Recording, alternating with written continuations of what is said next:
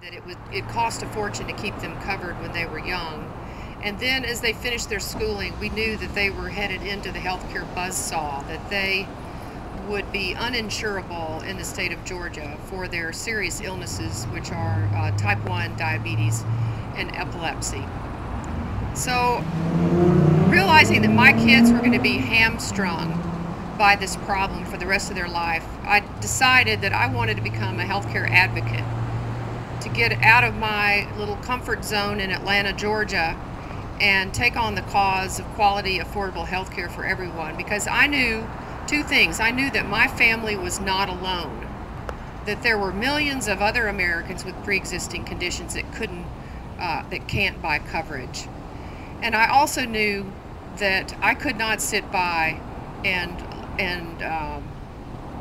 wait for something to happen, that I had to be a part of the change that we needed to bring about. Organizing, and I appreciate Kathie coming here, as well as traveling all the lower 48 states over the last almost 4 years now to spread the word about why it's important to make sure that everybody, regardless of their ability to afford, has the ability to access health care in a systematic manner.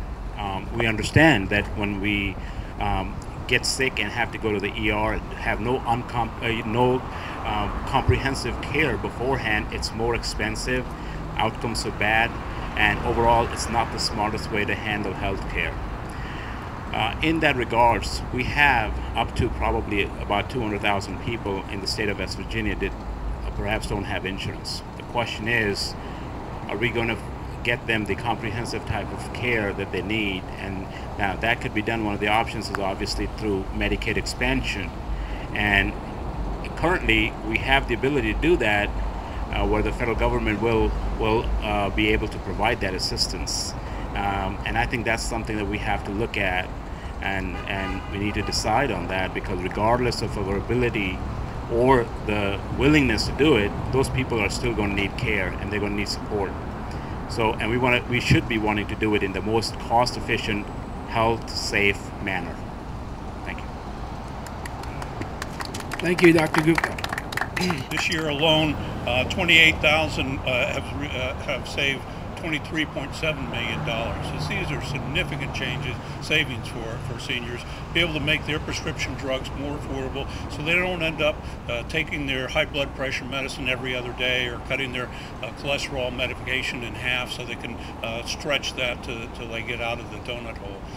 Additionally, in West Virginia, 16,000 young adults got to stay on their parents' policy last year. These are young adults that would have been uninsured and would have ended up in the emergency room and hospitals, but now have coverage so they can get primary and preventive care and not receive treatment in the emergency rooms.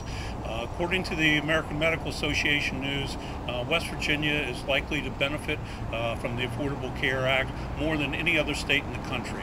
That 70% of our uninsured will be covered either by Medicaid or subsidized private insurance in the new health insurance exchange.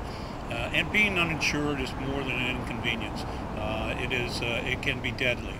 The prestigious Institute of Medicine said that 18,000 Americans die prematurely each year because they lack health insurance. These are men and women who die of undiagnosed and untreated hypertension.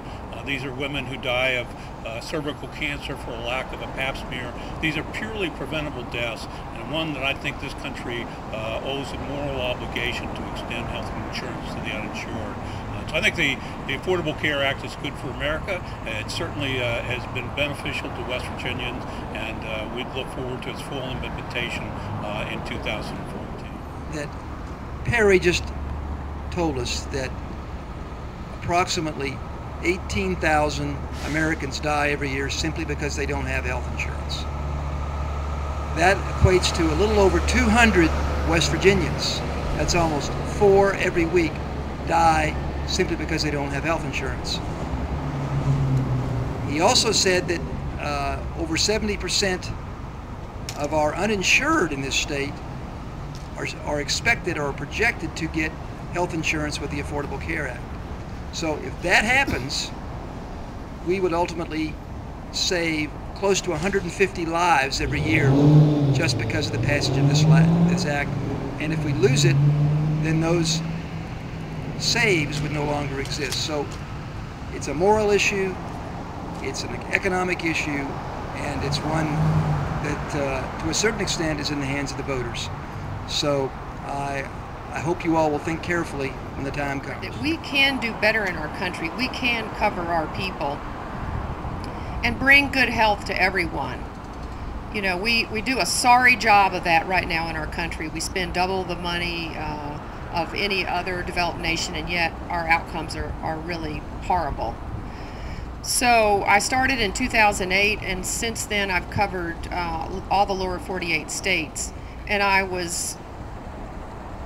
worked hard on the Affordable Care Act as an important first step for people like my kids who in 2014 will be able to buy an insurance policy even though they're sick, and insurance companies won't be able to charge them more just because they're sick.